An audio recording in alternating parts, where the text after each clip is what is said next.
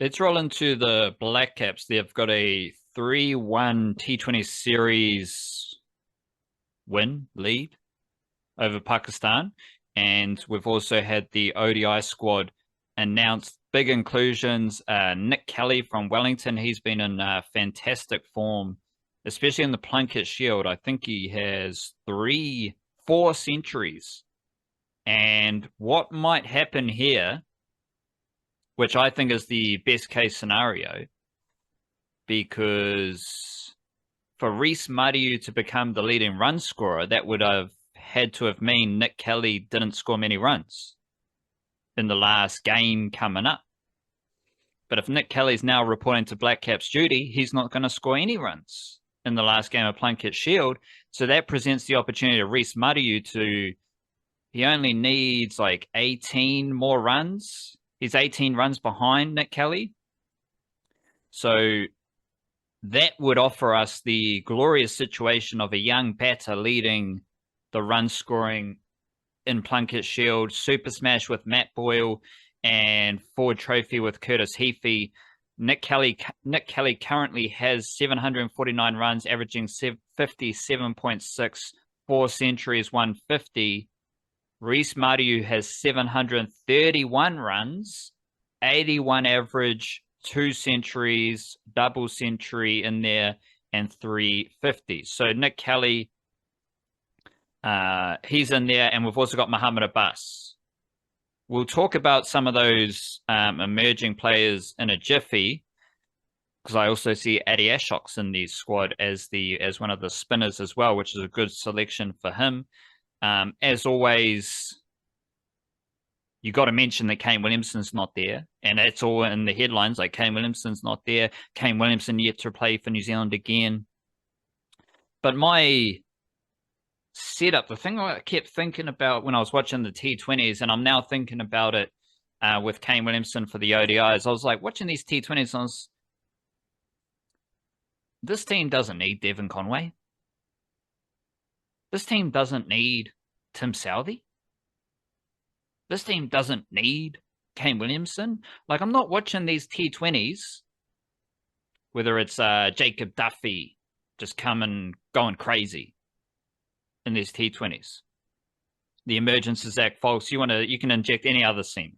You can go look at that top 3: Seifert, Finn Allen, Mark Chapman. Well, Seifert and Allen are just smashing it, going crazy. Chapman's excellent. I don't watch that and think we desperately need to get Devon Conway and Kane Williamson and Tim Southey in this team. Gosh, it would be lovely if these guys were playing. Yes, of course. Well, the only realistic option right now is Kane Williamson, but even then, I don't view him as a fantastic, elite, certified, mandatory first 11 T20 cricketer right now. He's not that. He's a very good batter, the best batter ever from Aotearoa, but I don't think he's a T20 monster. But he's now on the T20 circuit, so shout out to him, because that's the funny thing. These guys get worse at T20 cricket, then they earn all the T20 opportunities. Like, that is pretty funny. But I don't look at these Blackcaps teams and think, oh, but this guy's missing. Oh, but we don't have this guy. Where's this guy? I watch these Blackcaps teams, whether it's the T20 team or what's going to come up with the ODI team, and the feeling I'm having is this is a good cricket team. And it's a very interesting, again, like, because we focus on the players who are there, where a lot of other media, they focus on who is always missing for the Blackcaps. And like, I don't think many Kiwi cricket fans are watching this T20 series and thinking, golly gosh, we need Devon Conway. That's not happening. Oh, this team, where are the wickets coming from? They need some Southey. That's not happening. Like, this is the new kind of era of New Zealand cricket that we've been talking a lot about, where there's just a lot of really good cricketers, and that is flowing into this ODI series where Nick Kelly is deserving of his selection. He is just straight up and down one of the best batters in domestic cricket. And as I think Sam Wells said it in the squad announcement, like he can bat anywhere in the lineup. He's a lefty. He's got 4 Plunket Shield centuries this summer, leading run scorer heading into the last round. So he can obviously show a bit of grit, but he's also a very frisky attacking stroke player who can, like, he could, like, there's no reason why Nick Kelly couldn't earn T20 international selection if he performs well in the ODI team. He's just a really good batter who deserves this opportunity. And then you've got another youngster entering the squad, Muhammad Abbas, who is one of the freakiest batting talents. Like, he deserves his ODI squad selection, but I don't know if Muhammad Abbas is a better batter than Matt Boyle. I don't know if he's a better batter than Reese Madiu. Like, there's a lot of other really good young batters on the scene as well. But I think the thing that has seen Muhammad Abbas earn selection is he's bowling really good at the moment. He's one of the most efficient bowlers in the Plunket Shield right now. And he's getting his overs up because he wasn't always bowling a lot earlier in his career with Wellington, like maybe earlier in his career as in last season, season before that. But now he's getting the overs for Wellington. And the thing about Muhammad Abbas, he's a lefty seamer. He's not no plain Jane kind of all-rounder bowling off spin, or he's bowling 120 Ks. Like, he might only bowl 125 Ks, 130 Ks, but he's a lefty seamer. So he's a completely different profile as far as all-rounders go. And he is a run scorer. And he is a very aesthetically pleasing run scorer. He can smash it, but he's also... Let me try and figure out his... He's also got a very good first-class batting average. So like Nick Kelly, he can smash it. But he's also scored long-form runs. He's 21 years old, averaging 36 in first-class cricket. He's already got 2 centuries, 650s. 34.9 average in one-day cricket. He's already got his one-day century. Very healthy T20 record, averaging 26 with a strike rate of 135. And it's these dudes, as well as the other guys who are desperate to play for New Zealand, that just make me feel like I don't actually really watch this Blackcaps team and miss anyone. Like, I don't miss the players who aren't there. I'm thoroughly enjoying the players that are there because they're actually really good. And hot take, some of these dudes might actually be better than the players who aren't there. Yeah, I mean, there's not really been any time in recent history where Kane Williamson would have played this series. So I don't know why, first of all, why anyone would be surprised or why it would be news or anything like that. And then, yeah, also, I think by now, surely we have a pretty good body of evidence that the Blackcaps use these types of series to build out their depth ahead of, it's particularly now in ODI cricket, where they've just had a Champions Trophy, which had quite a fresh look to it, that squad. There's an ODI World Cup, I think, in 2 years, so they're not necessarily building to anything in the short term. Perfect time to be looking for, with that squad, to be building things out a little bit more, and given guys like Abbas, given guys like Kelly, a little bit of an entry. Has Adi Ashok played ODIs before? He's definitely played T20s. Yeah, he's played a Couple few... overseas games, probably. No, I'm not sure if he's played ODIs. He's definitely, yeah, he's played for New Zealand for sure. Mm. And he is the second best spinner in Plunket Shield right now behind Peter Younghusband. He's got 18 wickets, averaging 33. Now, if you're saying he's averaging 33, like that's kind of mediocre, that's pretty good for a New Zealand spinner. Peter Younghusband is third for wickets as the best spinner, averaging 30. So Adi Ashok, he's doing well. He's definitely doing well in domestic cricket.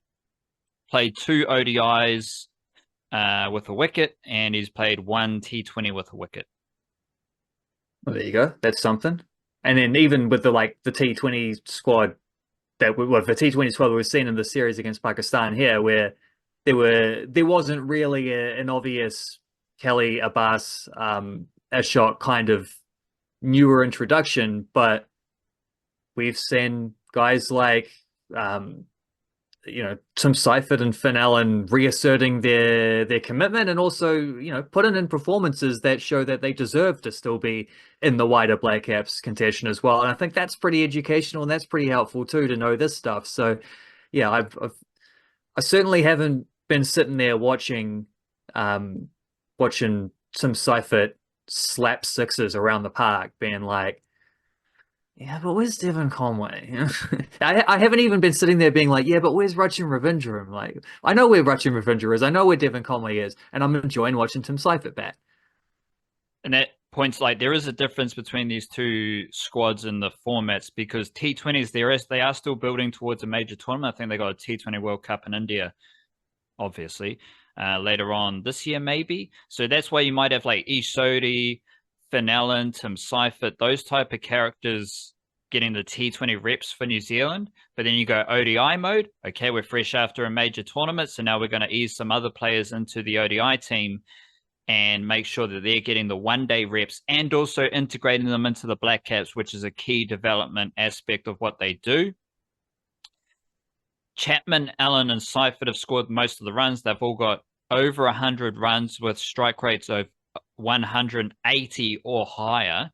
So they're doing the heavy lifting for the Blackcaps in this T20 series. Michael Bracewell's been fantastic, 82 runs, strike rate of 178. The only kind of weakness is the middle order, but who cares? They're winning. Like, guys are going to score runs, guys are not going to score runs. And at the end of the day, I'm not too fussed about this area of weakness in that middle order, because they've won the T20 series. Like, it's all right. Yeah, like, yeah, if we're wanting to score 300 runs in a T20 international, then they need to keep the momentum flowing from Finn Allen and Tim Seifert. But the key thing is that Allen, Seifert, and Chapman, they do the bulk of the batting. And whatever comes after that happens, but you got to be able to take wickets as well. Jacob Duffy's got 11 wickets as the best bowler. Then you go Ish Sodhi, 5 wickets. He's had a nice return to the Blackcaps. Folks, 4 wickets, averaging 17. So this is a good all-round performance from the bowling unit. And Jacob Duffy, he is the leading wicket taker with Lockie Ferguson. But again, do I look at this team and be like, they need Lockie Ferguson? No, because Jacob Duffy has been pretty good. Well, all the bowlers have been pretty good, because it's not just Jacob Duffy stepping in for Lockie Ferguson. But when we go T20 internationals since the start of 2024, Jacob Duffy, 20 wickets, averaging 13. Like, that's really good for Jacob Duffy. Another notable one, Zach Folks, 13 wickets, averaging 23. That's pretty damn impressive as well. Ben Sears, 12 wickets, averaging 24. Duffy, Folks, Sears, they went at the T20 World Cup where the Blackcaps sucked last year.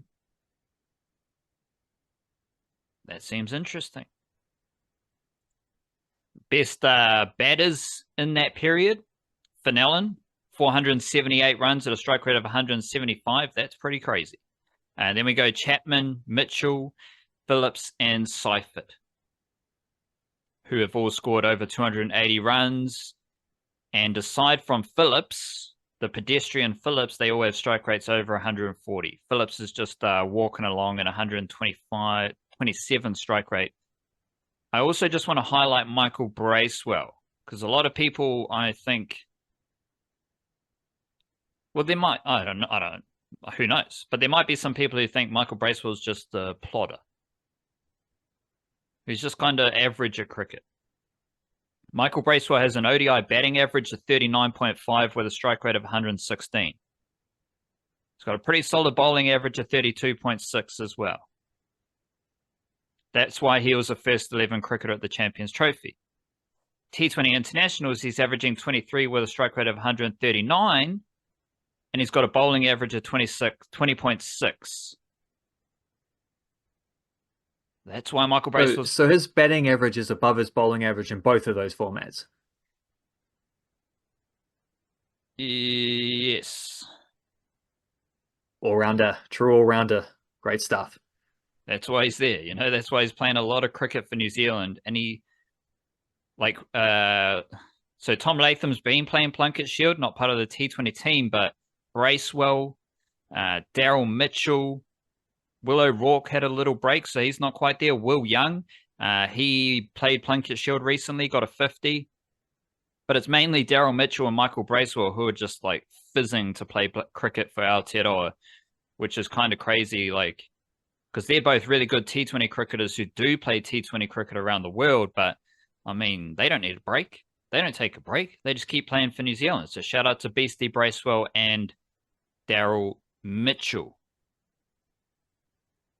Not sure, like, are there any other little pockets you want to ask me about for the Blackcaps T20 ODI stuff? I don't know. Not particularly. We probably should keep the train rolling. Let's get the train rolling to the White Ferns, who have been smoked by Australia in 2 games, 2 T20s, after being smoked by Australia in 2 ODIs last year. This is a very tricky zone to assess the White Ferns because a younger, fresher squad beat Sri Lanka. A young, fresh White Ferns squad is never going to really challenge Australia. Australia are the best team in the world by a significant margin. So I can't say that the White Ferns who played against Sri Lanka are better than the White Ferns who played against Australia. But then I'm also like, well, I mean, Amelia Kerr's been their best player in the 2 T20s against Australia. But I don't really feel like the other players, like Leah Tahuhu, Sophie Devine, Susie Bates hasn't done much against Australia. Like the other senior players haven't necessarily helped Amelia Kerr a whole lot. They haven't like made the White Ferns more competitive against Australia, which to be honest is to be expected because they got smoked in the Rose Bowl and they get rolled, smoked, destroyed every time they play against Australia with their best players in the team. So at this stage, we can't really expect Devine, Tahuhu, Maddie Greens, Susie Bates. We can't expect them to help the White Ferns beat Australia. That's just how it is at the moment. And like the only young player who I think could help the White Ferns right now is Brie Illing. I think she would help their bowling attack with a point of difference because there's not much. There's no, whether it's a point of difference, whether it's someone who can take a wicket or 2 or 3. There's not much of that in the White Ferns bowling attack against Australia. So it's just tricky to kind of put the pieces together. Like I can tell you Amelia Kerr, she's awesome. We already know Amelia Kerr's awesome. I can tell you Jess Kerr, like her and Michael Bracewell, their development into genuine all-rounders is fantastic. And I want to put Jess Kerr in that realm as well because she has been awesome all summer long.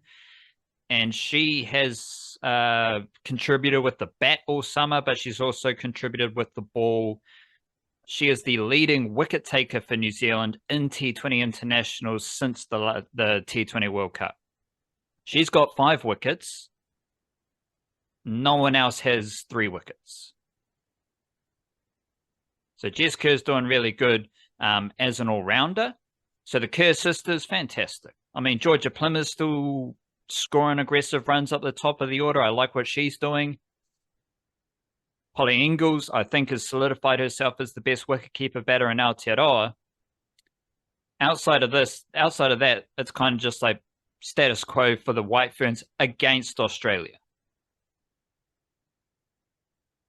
It would be easier for me to assess the White Ferns if they had the same squad against Sri Lanka than Australia. But the squads are different.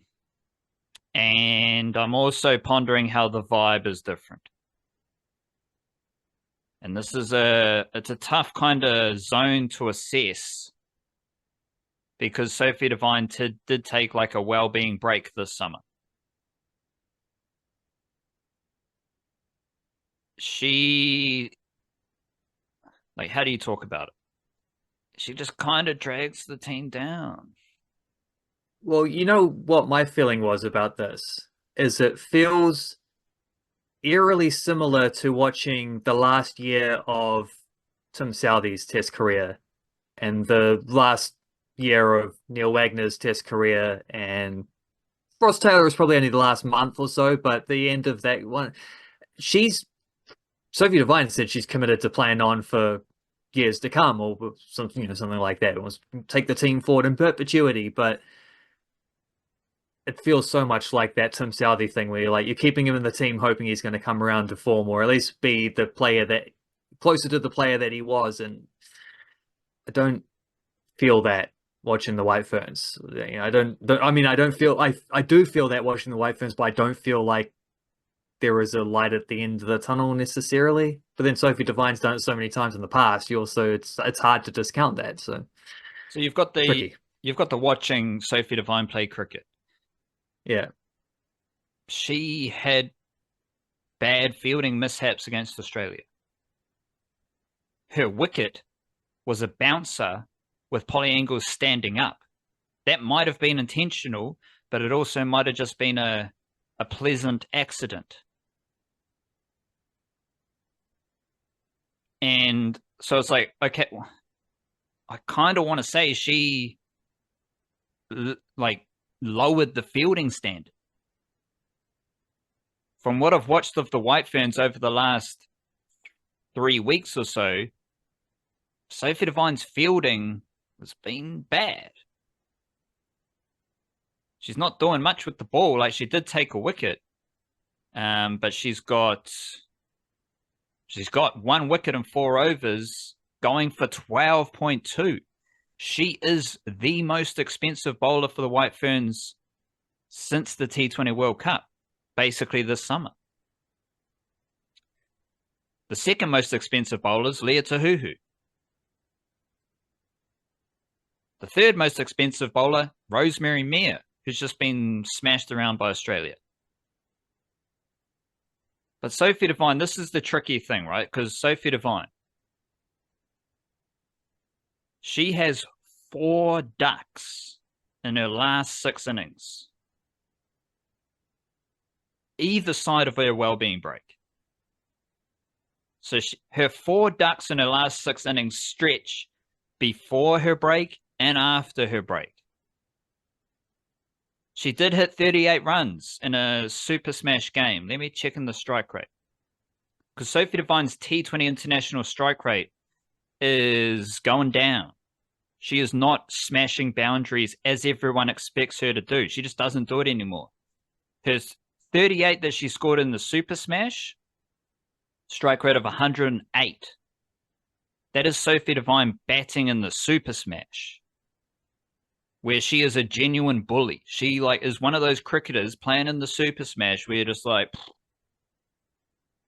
good luck bowling today. I just remember her smashing Otago when Otago, all their bowlers were young, Eden Carson, Emma Black, all those characters, and she was bullying them.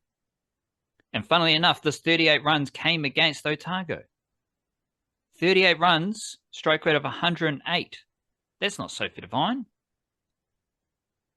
She had 1 duck before that, 2 ducks after that in the Super Smash. So in the Super Smash, 3 of her 4 innings were ducks.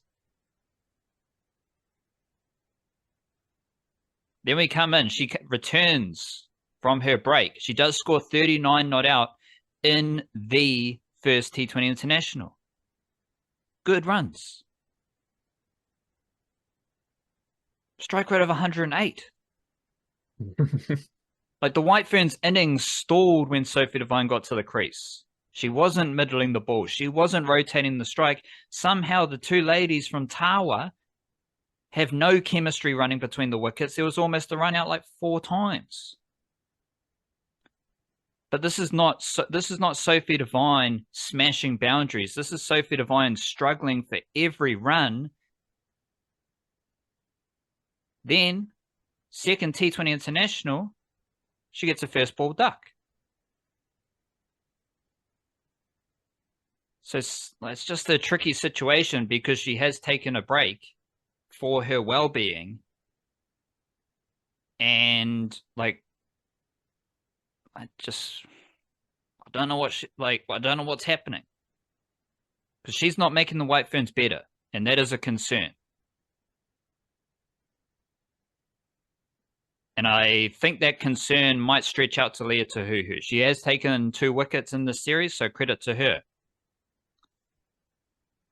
Like, the only player who I feel like really makes the White Ferns better, like they're a stronger team, is Amelia Kerr, and she's one of the younger players.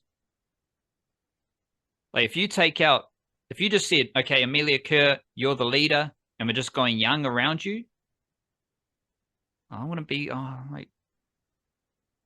mad at it. We don't even have to say young around her. You just say we'll pick the players who are scoring some runs and taking some wickets. And that's the thing. Like, a lot of the players scoring runs, taking wickets in domestic cricket, they are younger players. Like, you can say, well, like, but then you've also got like Bella James, Polly Ingalls, who are a bit older, but they're just entering the White Ferns, so you can still fill the team with those players. But that's never going to happen, so it's just whatever. But like, I expect the youngsters to do something in home series against Sri Lanka. But then they're always going to struggle against Australia. But when you're coming up against the better teams, like Suzie Bates doesn't score runs, Brooke Halliday doesn't score runs, Maddie Green doesn't score runs, Mir, Tahuhu, they don't take wickets. Eden Carson has not taken a T20 wicket in the period since the T20 World Cup. 4 games, 12 overs, no wickets, 7.8. She's a better T20 bowler than a one-day bowler. But right now, she doesn't have a wicket, so I can't say she's been awesome. It's a very strange situation. And, I mean, this isn't a strange White Ferns situation because I expect them to lose to Australia. I would hope someone would actually step up alongside Amelia Kerr. Let's just say the Kerr sisters, because I like Jess Kerr. I love what she's doing. It would be nice if someone actually stood up beside the Kerr sisters and said, no, we're going to take it to the Aussies. We're going to challenge them. We're going to rip in and compete. Like, that would be great. I don't think the youngsters are going to do it right now. The concern is that the senior players don't do it either. So that's kind of interesting, kind of concerning. But it all just falls like, again, I will like to find some Lord of the Rings wisdom for mindfulness over the next week or so. But then in Lord of the Rings, it's just constant, like, when they're at battle, you know, the light, the sunlight. When the dark forces are there, Tolkien tells you they're there because it gets dark. Like, there's the never-ending night, like that type of thing, where the dawn doesn't come, it just stays dark. The Sophie Devine vibe right now is dark, it's heavy, and it's not interesting. It's kind of sad. And I mean, this is after she took a break. So I don't know, like, what's going to happen. Hopefully, Sophie Devine just comes out, third T20, smashes it everywhere, no worries.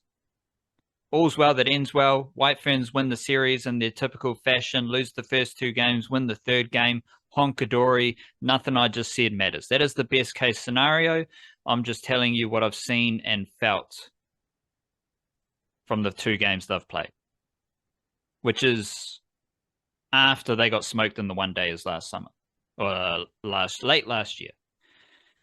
In the Plunket Shield, ND top of the table. We got ND, Wellington, Canterbury all competing for the championship heading into the last round, I believe, depending on what happens. And the last round starts on Saturday. CD hosting Auckland. Auckland are last, CD are 4th. Wellington, Canterbury. That's an interesting game. That is in Wellington. Otago hosting ND in Dunedin. As I said with the run scoring, we got Nick Kelly, Reece Mariu top of the table. Then we go Dane Cleaver, Jet Raval. Thorne Parks is someone you need to learn about. He is 5th for runs, averaging 40.8. He's 24 years old, averaging 34.6 in first-class cricket, 37.6 in one-day cricket. So watch out for Thorne Parks. And it's just a whole bunch of like veteran performers there. Same with the bowling rankings. Logan Van Beek leading wicket taker, 30 wickets at an average of 22.4. Scott Kugelheim second, Peter Younghusband third, Jared Mackay fourth, Brett Hampton, Liam Dudding, Michael Ray, Angus McKenzie. Then we get to Cameron Paul. Cameron Paul took a fifer for Canterbury. And so we've seen Zach Foulkes, Mitch Hay, and of course Will O'Rourke, who's not actually from Canterbury, but he started with Canterbury. They've all gone into the Blackcaps. They all look pretty good in the Blackcaps. Mitch Hayes just like learning how to bat in international cricket. That's all right. He is still in the one-day squad. So again, he's just learning. But then Canterbury have Matt Boyle, who was the best batter in the Super Smash, and he is averaging 33.3 in the Plunket Shield, 1 century, a 50, smashed some sixes in the last round. 22 years old, averaging 29.9 in first-class cricket. He's on the up, but he's fresh off a fantastic Super Smash. Reece Madiu, dominant in the Plunket Shield. Those two dudes are like on the rise behind Foulkes, behind Hay coming out of Canterbury, but we've also got Cameron Paul. He has 18 wickets at an average of 21, and he is 20 years old. In his first-class career, he's averaging 21. That's his whole career. He did take 5 wickets in 3 Ford Trophy games, averaging 14.8. He's a very good all-rounder. Like, he's kind of similar to his Darfield homie, Zach Foulkes. Really good all-rounders who I think are going to get a lot better as batters moving forward. But he's a good seamer coming through the Canterbury system. And he's someone to watch out for because bowls with decent pace, gets a bit of outswing, and he just always takes wickets. And that's in a Canterbury attack alongside Michael Ray, Fraser Sheet, Angus McKenzie, and those type of lads as well. So watch out for Cameron Paul, but watch out for the second wave of Canterbury youngsters coming through over the next year or so. Because Reece Madiu is the best long-form batter in Aotearoa. And to be honest, he's probably the best long-form batting prodigy since you know who. Like, that's crazy to say, but I think he's that. Matt Boyle, fantastic Super Smash. And Cameron Paul's just come onto the radar. Speaking of middle names, Cameron Behrens Paul. Behrnes. I prefer Behrens. Yeah. I prefer Zen, personally. So yes, yeah, that's well, easier to spell. So shout out to Canterbury. I like what they're doing. But of course, the next players up for the Blackcaps, Nick Kelly, Muhammad Abbas coming out of Wellington. Neither of them actually started with Wellington. Nick Kelly started with ND, then went to Otago, then went to Wellington. Muhammad Abbas did start with Wellington, but he's from Auckland. And he moved down. Azza Abbas got a job as a bowling coach, I think, for Wellington. So then Muhammad Abbas moved to Wellington as well.